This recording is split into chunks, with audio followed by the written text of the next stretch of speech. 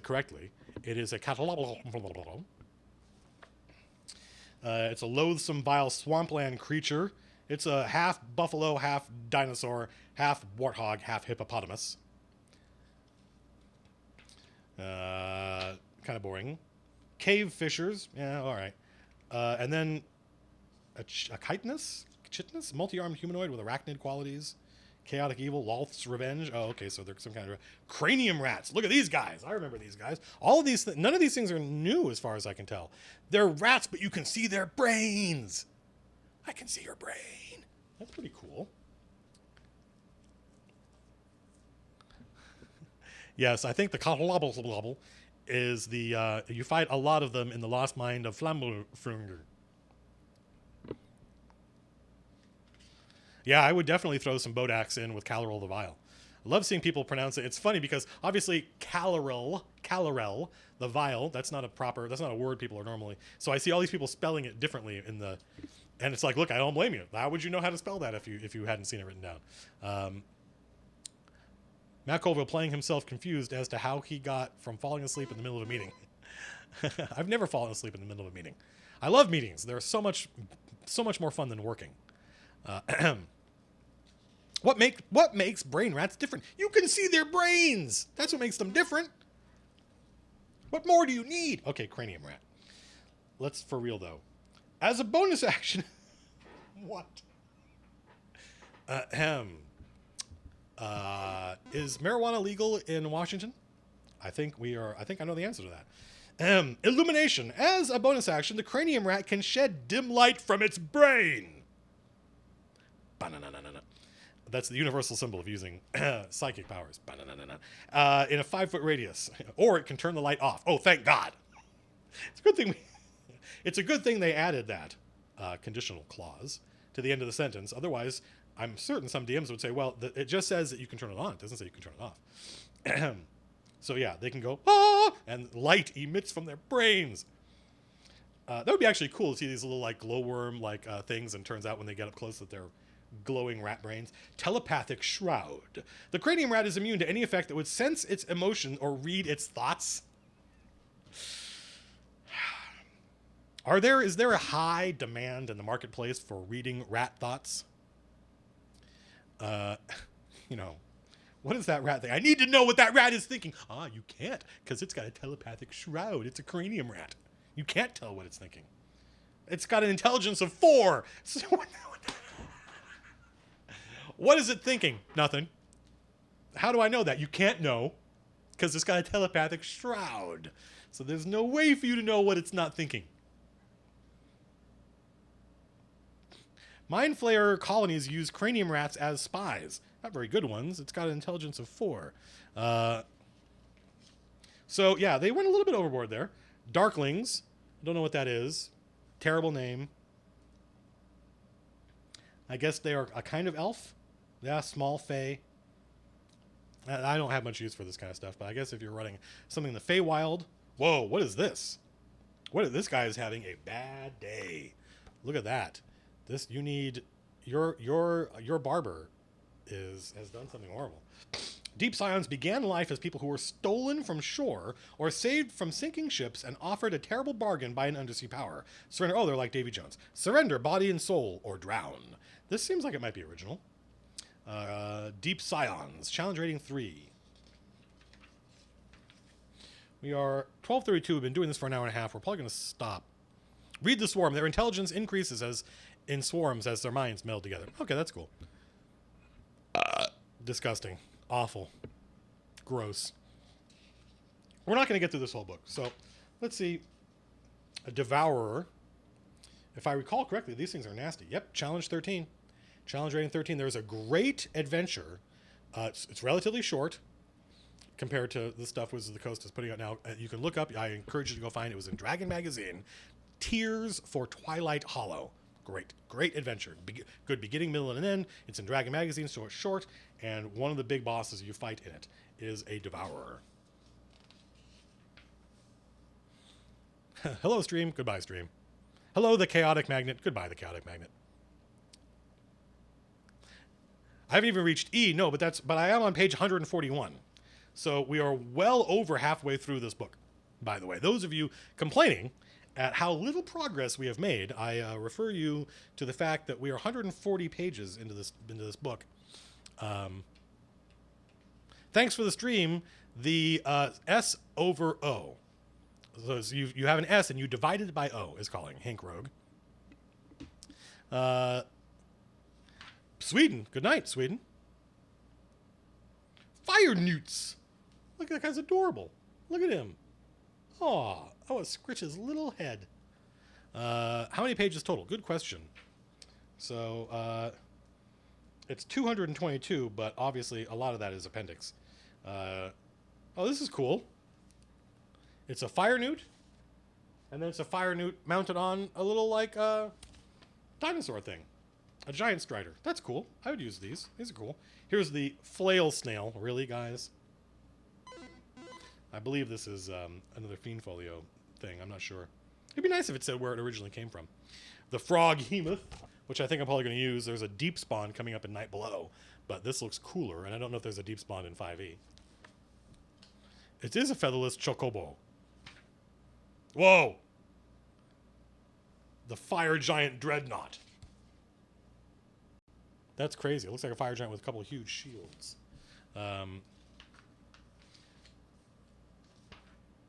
Bunch of giant stuff, different types of stone giants. This is cool. So I like this stuff, right? So if you're using stone giants in your game, here's a couple of different kinds of stone giants. A stone giant Dreamwalker. It's got Petrifying Touch. Dreamwalker's Charm. That's cool. The Storm Giant Quintessent. Or Quintessent. That's neat. The Gralion, which is basically a gorilla with lots of arms. Excuse me. It's the wall from that Dark Souls video. I believe you. Yeah, I believe it's right. Dark Souls has a very kind of OG D&D feel to it, by the way. It's kind of surprising. Here's the Flind, which we talked about earlier. It's a kind of knoll. Flinds have been around for a long time. And, oh yeah, lots of different knolls. This is great. So I think they should do this with goblins and with kobolds and orcs and ogres and all the stuff that you tend to fight a lot of at low levels. We should have many different versions of them, right? So I can grab a Knoll Withering, like a Knoll Hunter, a Knoll Witherling,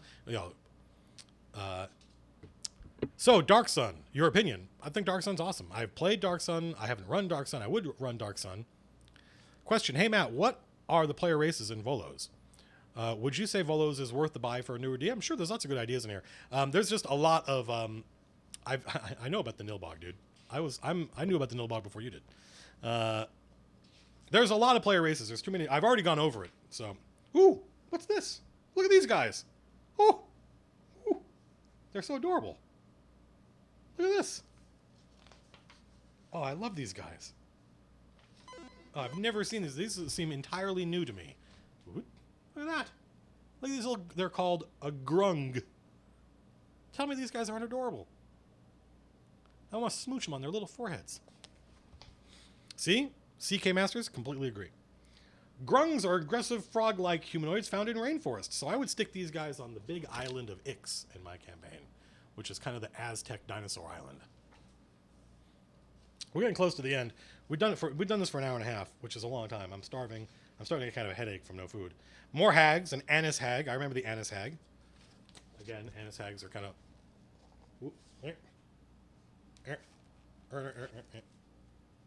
I'm doing a terrible job of getting this picture up here. There we go. Anise hags are...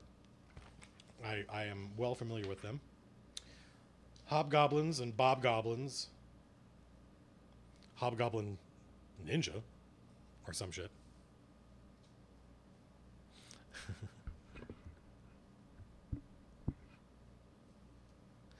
Do they have toxic skins? Do grungs have toxic skins? I bet they do. Yep, poisonous skin. Any creature that grapples a grung or otherwise... How tall are they? They're small. They look small. They look tiny, actually.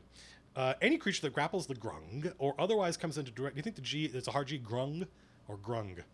Or otherwise comes into direct contact with a grung's skin must succeed on a saving throw or become poisoned for 1 minute. Standing leap.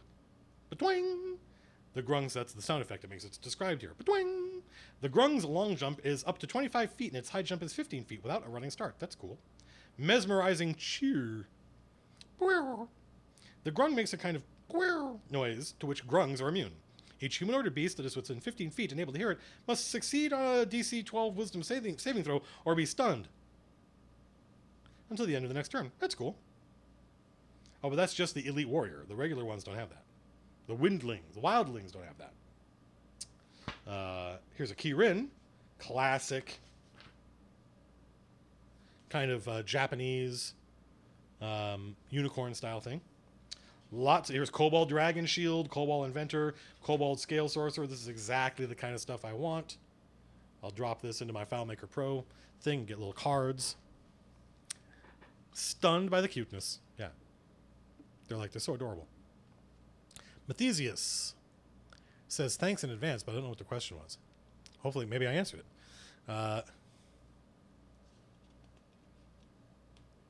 Yeah, it wouldn't be... When you hear the cheer of the grung, you'd be like, ooh, it's so cute. A Lucroita. Yep, I'm down with those. Mind flayers, more mind flayers, many more mind flayers, multiple marching mind flayers from Manhattan. Here's the Elder Brain. We saw an Elder Brain earlier being dragged in its chariot and its water things. Ooh, here's the mind flayer Lich, the Elitha Lich. The path to true lichdom is something only the most powerful mind flayer mages can pursue, since it requires the ability to craft a phylactery and cast the imprisonment spell. A mind flayer lich uses the lich stat block with the following changes. It has a challenge rating of 22. Damn. It speaks deep speech and undercommon. That's deep speech. Even though technically deep speech is, I think, telepathic, but I didn't know that when I invented that thing. And now that in my game, I like that so much that now it's not telepathic anymore. It's magic resistance. That's cool. And it has, all sorts of crazy shit it can do. The Elder Brain. The Ulitharid, they talked about those earlier in the book. And here we have the stats for them. Challenge rating 9. Whoa, what is that? We talked about the Mind Witness, which I really liked and stole and monkeyed with. The art style for this is crazy. Morkoth. Ancient and devious Morkoths are voracious collectors. Each one travels the planes, amassing valuables, oddities, and cast-offs of the multiverse to make its collection ever more complete. That art looks super different than it looks like it's even a different art style. That is crazy.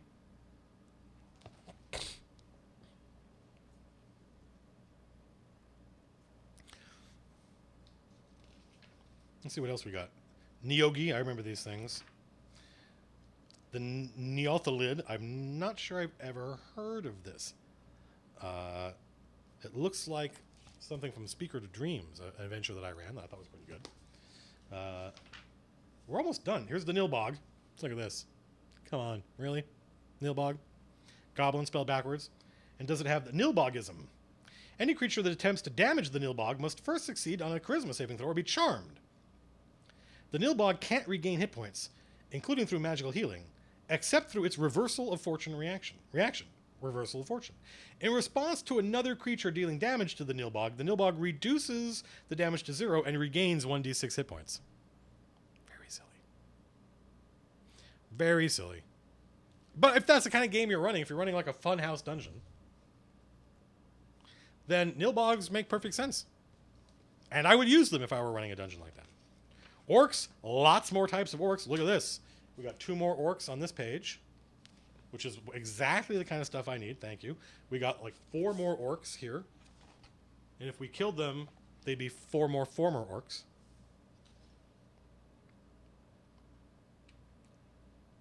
The Orc Claw, the Orc Nurtured One of Utreus. The Orc Red Fang of Shargas. That is cool. I don't know what these things are. Thanks, Matt. Hey, Mickey. People are tuning out because we've been doing this for so long. Your deep speech sounds like the probe from Empire Strikes Back. Isn't the probe from Empire Strikes Back like... That's not a bad... Maybe that's how Nilbogs talk. What the hell is this? Oh, wow. It's a demonic orc. That is cool. The Tanaruk. It's a demon orc. That's literally... It is... I like it when the art looks like what it is. That looks like a demon orc. Subtype, medium fiend, demon, orc. Yeah. Full orc is a new player race. I believe you can play an orc according to this. What was that module Matt flashed? Well, wouldn't you like to know? That's what you get for missing staff meetings. Here's Bogan Redcap. So this is great. I wish Jim Murphy were watching. Redcap, my friend Jim, Redcap was the leader of the goblins, and it's literally like a ritual the goblins go through, and they bathe a goblin helmet in human blood, and then they give that to the new leader. And so we thought we had killed Bogan Redcap. But there is always a Bogan Redcap, as it turns out. That's why I'm watching you. For if you wanted more, if you were watching me because, yeah, you could be watching for more former orcs. Will they be uploaded to the YouTubes later? Yeah, I think so, probably. I think so. Yeah, I think it will be uploaded to the... because the quality... Whether I upload a live stream to the YouTubes depends on what I think of the quality of the live stream, and I think the quality of the live stream in this case is pretty good. We're almost done, actually. Here's a Shadow Mastiff. My friend Aaron, who runs the Baron of Dalrath, has the Hound of Dalrath. That was... it's kind of a symbol, a living symbol of the pact between his... house of civilized humans and the barbaric Ghoul, because his mother was a Ghoul and his father was a human. A Slithering Tracker. Sort of feel like maybe they didn't put a lot of thought into that name. That's like calling an orc, a walking slicer, right? Calling a dragon a flying breather. Ooh, oh, the spawn of Cuse. Classic Fiend Folio creature. This is basically the modern day Fiend Folio, it seems like. Tlinkali, the Scorpion Men. That is cool. For whatever reason, I associate this with the desert. So I would probably use this if it were if I were in the desert type of thing. This is super cool. I like the Tlinkali. I've never heard of that name before. I think we've seen Scorpion Men under another name somewhere else. A Vargweel, Trapper, classic. Vargweel, just a floating vampire head flying around. You never know when you might need a floating vampire head. The Vegepygmies! This is so classic Fiend Folio. Mold begets mold. They're basically little vegetable dudes. So they're, hence Vegepygmy. Yeah, I completely agree, Ben Gemin 4421, that there definitely should be some Tlinkali Scorpion Men in Zir. Perfect. Oh, Zvarts. Oh, Woodwode. Zvarts are cool. Look at these guys. Love it. That's amazing. A Yeth Hound. What else do we got? And then I think we're almost done. Yeah, here the Yuan-Ti. A whole bunch more Yuan-Ti. A Yuan-Ti Anathema. This is kind of what I used when the players failed to stop. I run a sandbox game with several different adventurers seeded, early low-level adventurers seeded through it. One of them is against the cult of the reptile god. And when the players decided not to go down to Orlane and investigate, a few levels later, Yuan-Ti Anathema, which I think I changed it from being huge to like gargantuan. I made it like Godzilla-sized, attacked a town. So there's lots of cool different Yuan Ti. I love Yuan Ti. I think they're great. Snake Men.